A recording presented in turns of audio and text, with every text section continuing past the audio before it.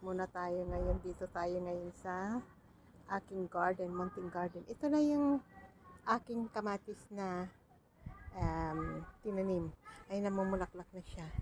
Tingnan mo, ang tataba nila. Ayan, may mga bulaklak niya, nakita nyo. Ayan. Tuwan-tuwa si Rina dito tuwing umaga. Kaninang maaga, alam mo, binantay nyo talaga yung bulaklak na mag-open. Di ba yung bulaklak sa umaga na tapos unti-unting mag-o-open yun habang may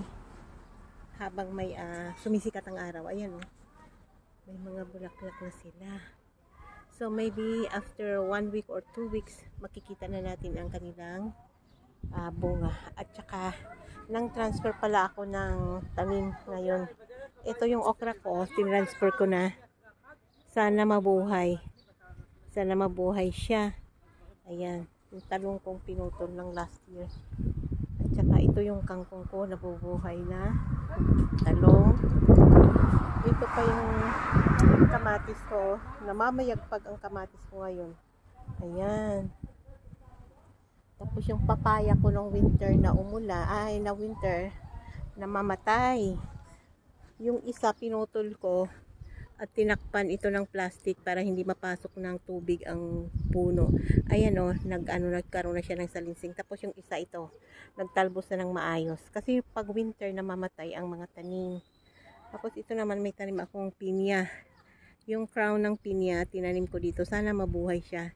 And ito ay ang mint. May tanim akong mint. Ayan, yung mga tanim ko dito. Ayan pa yung mint ko, oh. Ayan.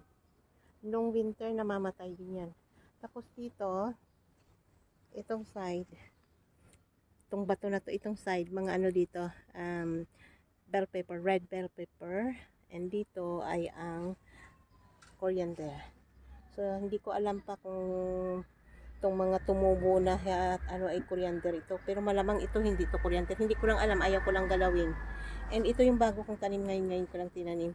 Yung ano ito, yung saluyot. Yung saluyot ito. Tinransfer ko sila kasi nagsisiksikan sila dito, oh. Nagsisiksikan sila dito, ayaw nilang lumaki kasi ang siksikan nila, tapos konti lang ang lupa. So, nagtry akong i-transfer dito. Baka sakaling lumaki sila at magiging successful. Ayan. Yan ang aking mga tanim okra. So, for my okra ako, may talong, may kangkong, may coriander, may bell pepper, may mint, kamatis, and papaya, and pineapple or pinya sa atin. Ayan, no, tumataba na yung aking, padamihin ko ito guys, yung aking kangkong. So pag mitanda na ito, tanggalin ko tapos itanim ulit para dumami. Kasi kahit si Rina, gustong gusto niya yung adobong kangkong, baka akala ninyo. Kaya yan, yun. Tapos doon may kamote ako. Maliban dito sa maganda kong tanim. Ayan. Ito pala, every 10-15 years ito namumulaklak. Ayan, no, may bubuyog. May bubuyog. Eh, tamang-tama yan sa kamatis ko dahil may bubuyog sila. Tapos ay mga flowers ko na mamatay na nga pero unti-unti nabubuhay ulit. Ayan, tapos ito yung paligid. Ito yung kapitbahay namin. Tingnan yung kapitbahay namin, 96 years old na yan. Pero tingnan naman. Yan ang kanyang garden. Pero yung garden niya may nag-aalaga dyan. Tuwing pangalawang linggo, pumupunta at inaalagaan yung garden niya. So ito yung paligid namin. Ngayon maganda na. Tahimik na ngayon. Unlike nung nakaraang araw na medyo tensyonado kami dito. Pero ngayon ay tahimik na. So yun lang. Yun lang ang aking